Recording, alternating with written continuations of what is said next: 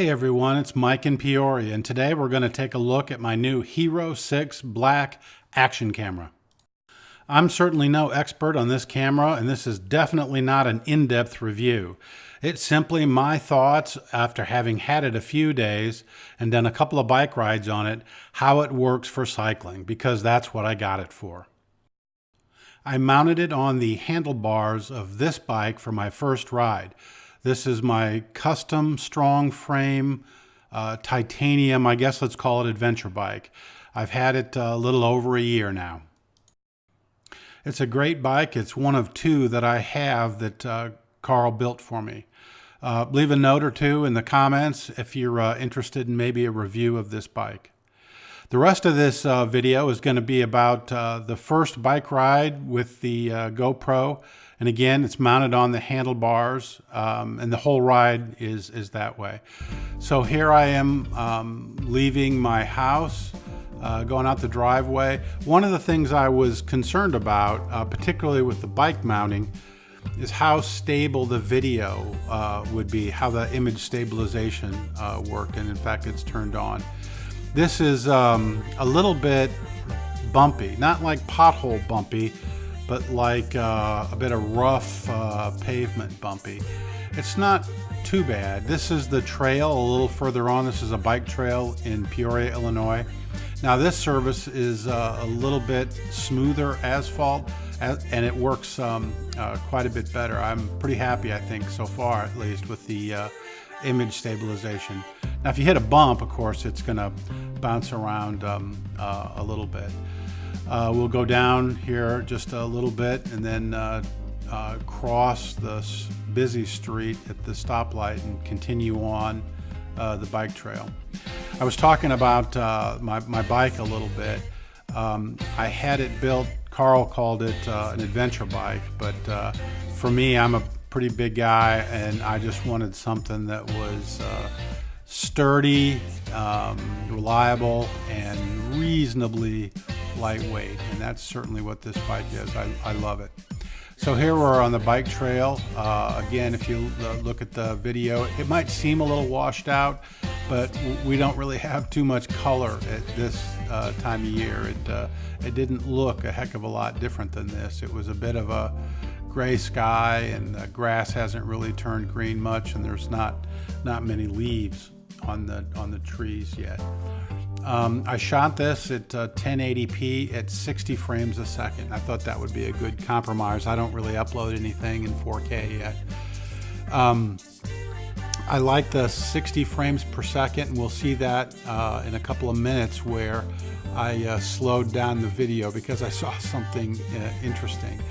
And the video that you're watching on YouTube is at 30 frames a second. So if I'm shooting at 60, I can slow it down to 50% speed without, losing any noticeable frames from your perspective.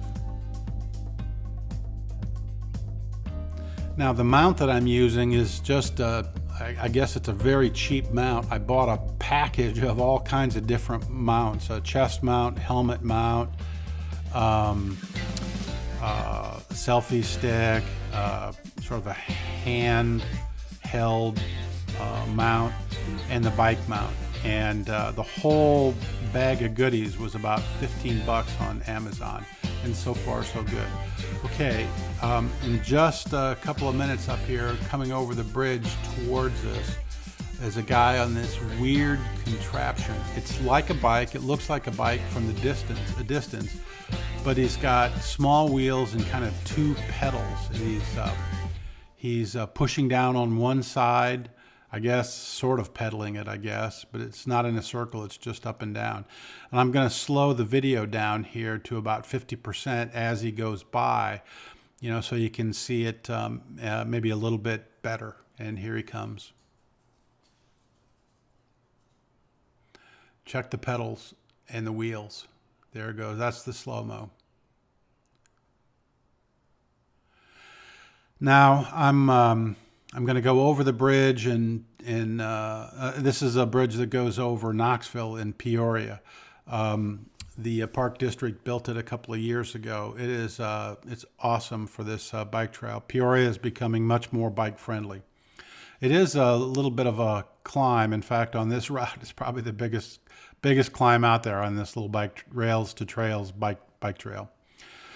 When I go over the bridge and come back, it just so happens that that guy on the funny contraption that just went by is coming back towards us. And for that one, I slowed it down to 10%, so super slow motion.